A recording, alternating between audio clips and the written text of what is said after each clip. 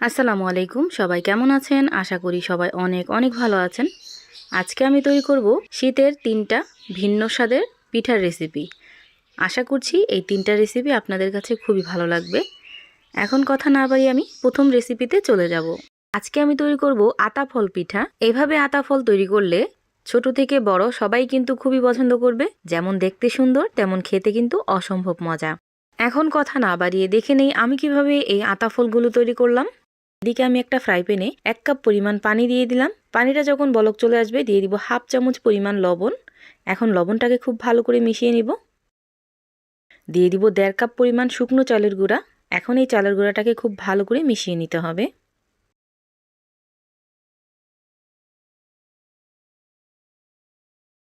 সব কিছু একসাথে মিশিয়ে নেওয়ার পর চুলার হিটটা লো হিটে রেখে 10 মিনিটের জন্য রেস্টে রেখে দেব। এতে করে চালের আটার কাইটা খুব ভালোভাবে সেদ্ধ হয়ে যাবে। আর এই তো দেখতেই পাচ্ছেন 10 মিনিট হয়ে গেছে। চালের আটার কাইটা কিন্তু একদম পারফেক্টলি রেডি। এখন আমি একটা বলে এই ডোটা ঢেলে নেব। গরম অবস্থায় এই ডোটাকে খুব ভালোভাবে কাচের একটা কাপ নিয়ে খুব ভালোভাবে মথে নিতে হবে। ঠান্ডা হলে কিন্তু ডোটা শক্ত হয়ে যাবে, এজন্য গরম অবস্থায় মথে নিতে হয়। এখন হাত দিয়ে খুব ভালোভাবে মথে নিতে হবে। সামান্য পরিমাণ ঠান্ডা পানি হাতে নিয়ে তারপর মথে নেবেন। এতে করে ডোটা অনেকটাই সফট হবে বা নরম হবে।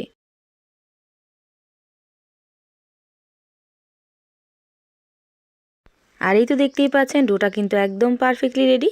এখন আমি ঢাকনা লাগিয়ে রেখে দেব। এদিকে ওইখান থেকে কিছুটা পরিমাণ ডো নিয়ে নিলাম। এখন এই ডোটাকে খুব ভালোভাবে হাত দিয়ে মথে নিতে হবে। খুব ভালোভাবে মথে নেওয়া হয়ে গেছে। এখন এখান থেকে ছোট ছোট লেচি কেটে নেব আর এইভাবে গোল করে নেব। এভাবে আমি সবগুলোই কিন্তু গোল করে নেব।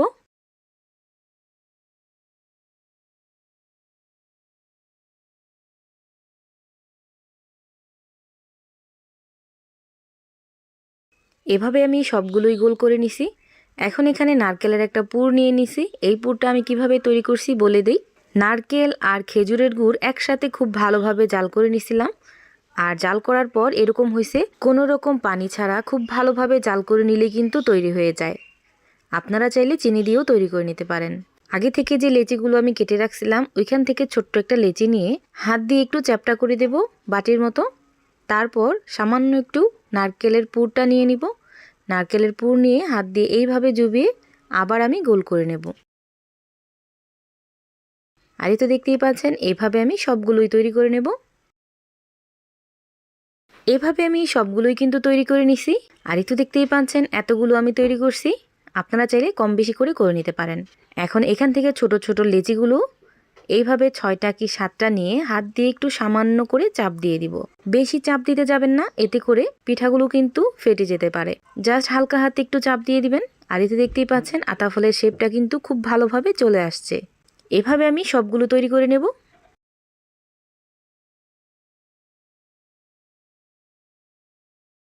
এখান থেকে 6টা কি 7টা একসাথে লেচি নিয়ে হাত দিয়ে একটু চাপ দিয়ে দিলে কিন্তু সুন্দর একটা আতাফলের শেপ চলে আসে।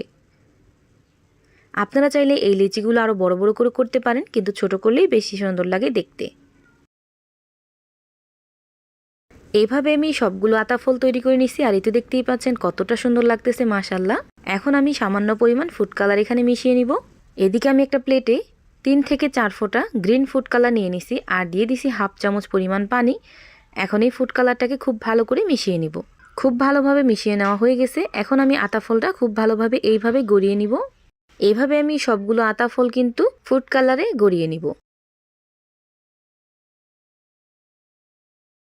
সবগুলো আতাফল আমি এইভাবে একটু কালার মিশিয়ে নিয়েছি।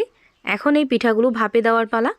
এদিকে আমি একটা হাঁড়িতে আগে থেকেই পানি বসাই দিছিলাম আর ছিদ্র করা একটা মাটির হাঁড়ি এইভাবে বসিয়ে দিছি যেন ভাপ দিতে খুব ভালো হয়। আপনারা চাইলে রাইস কুকারে বা যে কোনো পাতিলে কাপড় বেঁধে ভাপ দিয়ে নিতে পারেন। খুব ভালোভাবে যখন পানিটা বলক চলে আসছে একটা নেটের কাপড় নিচে দিয়ে দিলাম। আর এখন এই ফলগুলো দিয়ে দিব, এইভাবে ঢেকে দিব আর ঢাকনা লাগিয়ে অপেক্ষা করব 10 মিনিটের জন্য।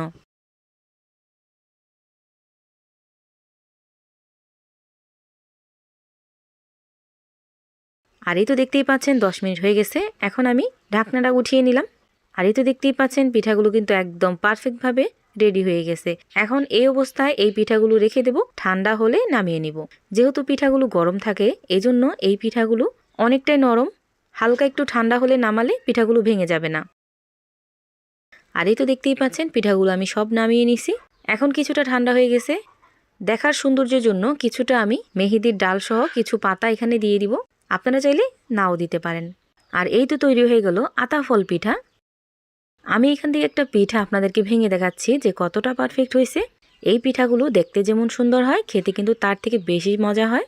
বাসায় অবশ্যই একদিন ট্রাই করবেন, ইনশাল্লাহ আপনাদের কাছেও খুবই ভালো লাগবে। নরম ফ্লাপি ভাপা পিঠা। এভাবে ভাপা পিঠা তৈরি করলে আপনারা একসাথে 5 কেজি চালের ভাপা পিঠাও তৈরি করতে পারবেন। অনেকেই ভাপা পিঠা তৈরি করতে গেলে ব্যর্থ হন, যদি এই ভিডিওটা দেখেন ইনশাল্লাহ আপনাদের পিঠাগুলো একদম পারফেক্ট হবে। এখন কথা না বাড়িয়ে দেখে নেই আমি কিভাবে এই পিঠাগুলো তৈরি করলাম। প্রথমে এখানে নিয়ে নিছি 2 কেজি পরিমাণ শুকনো চালের গুঁড়া, আপনারা চাইলে ভিজা চালের গুঁড়ি দিয়েও করতে পারেন। এখন এই শুকনো চালের গুঁড়ির ভিতর দিয়ে দিব আমি 1/2 কেজি পরিমাণ খেজুরের গুড়। খেজুরের গুড়টা চাইলে আপনারা কুচি করে ব্লেন্ড করেও দিতে পারেন অল্প পরিমাণ পানি দিয়ে। এখন দিয়ে দিব পরিমাণ মতো লবণ। এখন অল্প অল্প করে জাল করে রাখা দুধ দিয়ে ভাপা পিঠার পুর তৈরি করে নেব। আপনারা চাইলে পানি দিয়েও এই ব্যাটারটা তৈরি করে নিতে পারেন। এখানে আমি 2.25 কেজি চালের জন্য 1 কেজি পরিমাণ লিকুইড দুধ জাল করে 3 কাপ করে নিছিলাম, আর ওই 3 কাপ দুধটা এখানে ব্যবহার করতেছি। এখন হাত দিয়ে খুব ভালোভাবে এইভাবে মেখে নিতে হবে।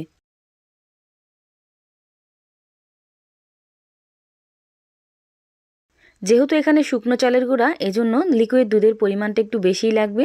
এজন্য আপনারা অল্প অল্প করে ব্যবহার করবেন, একবারে বেশি ব্যবহার করলে ভাপা পিঠার গোলাটা বেশি পাতলা হয়ে যাবে।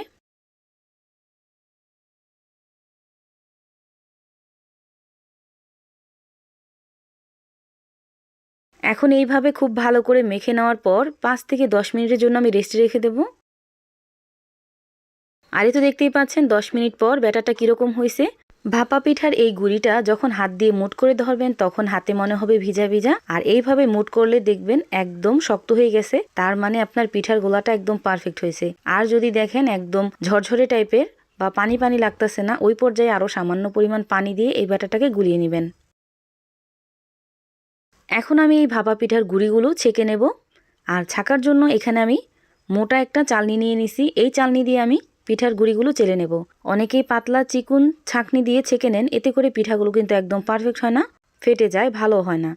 আর এই তো দেখতেই পাচ্ছেন এইভাবে আমি হাত দিয়ে পিঠার গুঁড়িটাকে চেলে নেব। পিঠার গুঁড়ি যদি পারফেক্ট হয় তাহলে কিন্তু আপনার ভাপা পিঠাটা একদম পারফেক্ট হবে, এই বিষয়ে একটু লক্ষ্য রাখবেন। এইভাবে আমি সবগুলো গুঁড়ি কিন্তু চেলে নেব। এখন আমি অল্প করে বানিয়ে দেখাচ্ছি। এখন আমি পিঠা বানানোর জন্য এইরকম একটা কাঁচের পিরিচ নিয়ে নিছি। আপনারা আপনাদের পছন্দ মতো ভাপা পিঠার শেপ দেওয়ার জন্য যে কোনো বাটি নিতে পারেন। প্রথমে আমি গুঁড়িটা দিয়ে দিলাম, তারপর দিয়ে দিব কুচি করে রাখা খেজুরের গুড়। খেজুরের গুড় দেওয়ার পর উপর দিয়ে দিব নারকেল কোড়া। নারকেল কোড়াটা অবশ্যই আপনারা পরিমাণ মতো তারপর দিয়ে দিবেন। এখন উপর দিয়ে আমি আরেকটু মিঠাই দিয়ে দিব।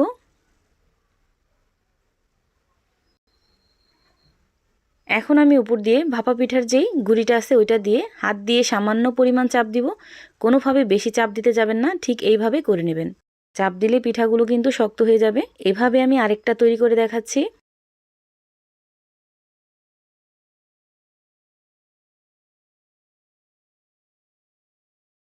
এভাবে আমি সবগুলো ভাপা পিঠা তৈরি করে নেব। আর পিঠাগুলো ভাপে দেওয়ার জন্য এখানে আমি মশারির ছোট ছোট নেট নিয়ে নিছি। আপনারা চাইলে যে কোনো সুতি কাপড় দিয়েও এই পিঠাগুলো তৈরি করে নিতে পারেন। আর অবশ্যই এই সুতি কাপড় হোক আর নেট হোক, অবশ্যই এটা ভিজা হতে হবে। ভাপা পিঠা ভাপে দেওয়ার জন্য এখানে আমি একটা পিঠার সাজ নিয়ে নিছি। আপনারা চাইলে যে কোনো একটা হাঁড়িতে সুতি কাপড় বেঁধে ভাপে দিয়ে নিতে পারেন। এখন আমি এভাবে সবগুলো পিঠা এখানে দিয়ে দিব আর অপেক্ষা করব 5 মিনিটের জন্য। 2-1টা ভাপা পিঠা বানানোর পর যদি দেখেন পিঠাগুলো ফেটে যাইতেছে, তাহলে কিন্তু আবার সামান্য পরিমাণ পানি দিয়ে খুব ভালো করে মেখে তারপর খুব ভালো করে গোলাটা করে আবার ছেঁকে নেবেন। এতে করে আপনার পিঠাগুলো কিন্তু একদম পারফেক্ট হবে। আর এই তো দেখতেই পাচ্ছেন 5 মিনিট হয়ে গেছে। এখন আমি ঢাকনাটা উঠিয়ে পিঠাটা উঠিয়ে নিব। এভাবে কিন্তু আমি সবগুলো পিঠাই তৈরি করে নেব। এখন আমি পিঠাগুলো মশারি থেকে ছাড়িয়ে নিব। আর এই তো দেখতেই পাচ্ছেন পিঠাগুলো কতটা পারফেক্ট হয়েছে, মাশাআল্লাহ। এই পিঠাগুলো কিন্তু অনেকটাই ফ্লাপি হয়, বাসায় অবশ্যই একদিন ট্রাই করবেন, ইনশাল্লাহ আপনাদের কাছেও খুবই ভালো লাগবে। এভাবে আমি সবগুলো পিঠাই কিন্তু তৈরি করে নিছি। এখন আমি এখান থেকে একটা পিঠা আপনাদেরকে ভেঙে দেখাচ্ছি যে কতটা পারফেক্ট হয়েছে। এখনও যারা ভিডিওতে একটা লাইক দেন নাই, প্লিজ একটা লাইক দিয়ে দিবেন। আমি তৈরি করব বউ সুন্দরী পাটিসাপটা পিঠা বা ডিজাইনার পিঠা। এভাবে পিঠা তৈরি করলে একটা পিঠাও কিন্তু প্যানে লেগে যাবে না, প্রত্যেকটা পিঠা একদম পারফেক্ট হবে।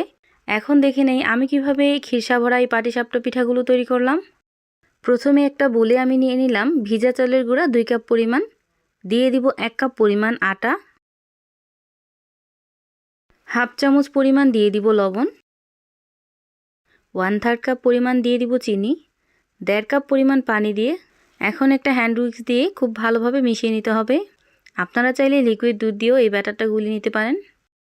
আমি এখানে ভেজা চালের গুঁড়ি ব্যবহার করছি, যদি আপনারা শুকনো চালের গুঁড়ি ব্যবহার করেন এতে করে এইভাবে খুব ভালোভাবে মিশিয়ে 5 মিনিটের জন্য রেস্টে রেখে দিবেন। সব কিছু একসাথে খুব ভালোভাবে মিশে যাওয়ার পর ব্যাটারটা অনেকটাই ঘন হয়ে গেছে। এখন এখানে আরও 1 কাপ পরিমাণ পানি এখানে ব্যবহার করলাম। এখন আবার সব কিছু খুব ভালো করে মিশিয়ে নিতে হবে। আর এই তো দেখতেই পাচ্ছেন ব্যাটারটা কিন্তু একদম পারফেক্টলি রেডি। এখন আমি দেখিয়ে দিতেছি যে ব্যাটারটা কীরকম হবে। ঠিক এইরকমভাবে ব্যাটারটাকে গুলিয়ে নেবেন। এর থেকে বেশি পাতলা হলে কিন্তু ব্যাটারটা একদমই পারফেক্ট হবে না। এখন আমি পিঠার জন্য খিরসাটা তৈরি করে নেব। খিরসা তৈরি করার জন্য প্রথম উপকরণ হচ্ছে চাল বা সুজি। আমি এখানে পোলার চাল নিয়ে নিয়েছিলাম 4 চামচ পরিমাণ। এই চালটাকে ভালো করে ধুয়ে আধ ঘন্টার মতো ভিজিয়ে রাখছিলাম। এখন আমি পরিমাণ মতো পানি দিয়ে ব্লেন্ড করে নেব। দেখতেই পাচ্ছেন এইভাবে আমি পাতলা করে একটা ব্যাটার তৈরি করে নিছি। এখন আমি খিরসা তৈরি করতে চলে যাব। প্রথমে একটা ফ্রাই প্যানে আমি ডিপ ফ্রিজে থাকা 1 কেজি পরিমাণ লিকুইড দুধ এখানে দিয়ে দিলাম। দুধটা যখন খুব ভালোভাবে গলে যাবে ওই পর্যায়ে এখানে কিছু গোটা গরম মশলা দিয়ে দিলাম। এখন আমি ব্লেন্ড করে রাখা সেই মিশ্রণটা এখানে দিয়ে দিব। আর অনবরত নাড়তে হবে যেন নিচে লেগে না যায়। এখানে পোলার চাল দেওয়ার কারণেই কিন্তু ফ্লেভারটা খুবই ভালো আসে। স্প্যাচুলা দিয়ে করতে গেলে দলা পাকিয়ে যায়, এজন্য আমি হ্যান্ড বিটার দিয়ে খুব ভালোভাবে এইভাবে নেড়ে দেব। ততক্ষণ পর্যন্ত নাড়ব যতক্ষণ পর্যন্ত খুব ভালোভাবে ঘন হয়ে না আসছে। এই পর্যায়ে এসে আমি এখানে খেজুরের গুড় ব্যবহার করব, আপনারা চাইলে চিনি দিয়েও করতে পারেন। যারা মিষ্টিতে লবণ পছন্দ করেন না তারা এখানে লবণটা স্কিপ করবেন, আর যারা মিষ্টিতে লবণ পছন্দ করেন তারা সামান্য পরিমাণ লবণ এখানে দিয়ে দিবেন। গুড় দেওয়ার পরও খুব ভালোভাবে গুড়টাকে মিশিয়ে নিতে হবে। আপনাদের লিকুইড দুধটা যদি পাতলা হয়ে থাকে তাহলে এই পর্যায়ে এসে হাফ কাপ পরিমাণ গুঁড়া দুধ ব্যবহার করতে পারেন। এখন খুব ভালোভাবে সব কিছু একসাথে মিশিয়ে নিব আর এই খিরসাটাকে ঘন করে নেব।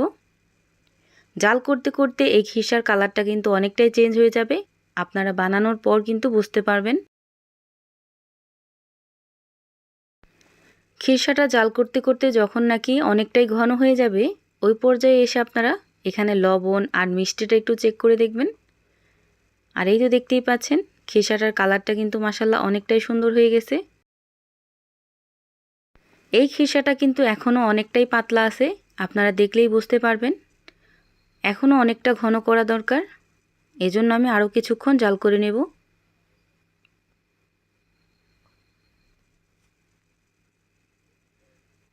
আর এই তো দেখতেই পাচ্ছেন খিরসাটা কিন্তু অনেকটাই ঘন হয়ে গেছে। এখন নামিয়ে রাখলে অনেকটা শক্ত হয়ে যাবে। আপনারা চাইলে বেশি শক্ত করতে চাইলে আরও কিছুক্ষণ জাল করে নেবেন। এখন আমি চুলাটাকে অফ করে নামিয়ে নিব। খিরসার টেস্টটা তখনই ভালো আসবে যদি আপনার লিকুইড দুধটা একদম পারফেক্ট হয়। এখানে আমি আবারও বলে দিই, যদি দেখেন আপনাদের লিকুইড দুধটা পাতলা হয় তাহলে এখানে গুঁড়া দুধ অবশ্যই ব্যবহার করবেন, না হয় কিন্তু খিরসার টেস্টটা ভালো আসবে না।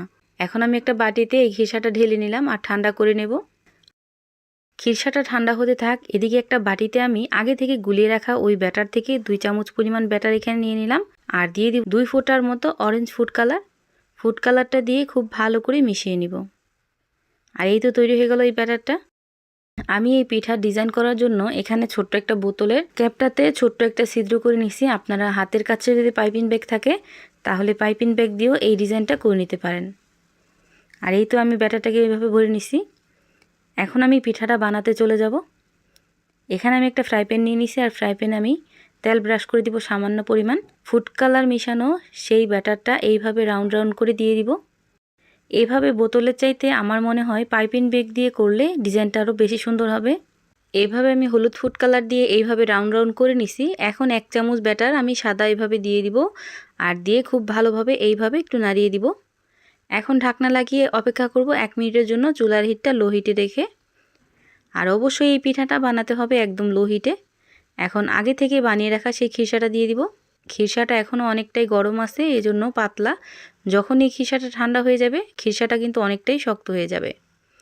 এখন আমি এইভাবে পাটিসাপটা পিঠাটা তৈরি করে নেব, আর এভাবে আমি সবগুলো পিঠাই কিন্তু তৈরি করে নেব। প্রত্যেকবার পিঠা বানানোর সময় অবশ্যই হালকা করে তেল ব্রাশ করে নেবেন, তারপর এইভাবে পিঠাগুলো বানিয়ে নেবেন। আপনারা পানির বোতলের চাইতে পাইপিং ব্যাগে নিয়ে করবেন, এতে করে ডিজাইনটা কিন্তু খুবই সুন্দর আসবে আর দেখতেও খুবই ভালো লাগবে।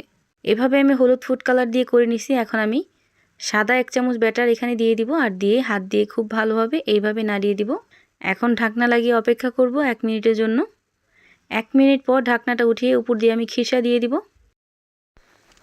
আর এই তো দেখতেই পাচ্ছেন পিঠাটা কিন্তু একদম পারফেক্টভাবে রেডি হয়ে গেল। এভাবে আমি সবগুলো পিঠাই তৈরি করে নিছি।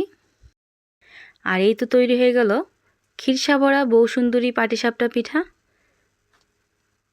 বাসায় অবশ্যই একদিন ট্রাই করবেন, ইনশাল্লাহ আপনাদের কাছেও খুবই ভালো লাগবে। আমার এই ভিডিওটা যদি ফেসবুক পেজ থেকে দেখে থাকেন তাহলে আমার পেজটা ফলো দিয়ে রাখবেন, আর যদি ইউটিউব চ্যানেল থেকে দেখে থাকেন তাহলে আমার চ্যানেলটা সাবস্ক্রাইব করে পাশে থাকা বেল আইকনটা বাজিয়ে দিবেন। তাহলে আমি প্রতিদিন ভিডিও ছাড়লে আপনাদের কাছে খুব তাড়াতাড়ি পৌঁছে যাবে। সবাই ভালো থাকবেন, সুস্থ থাকবেন। আল্লাহ হাফেজ।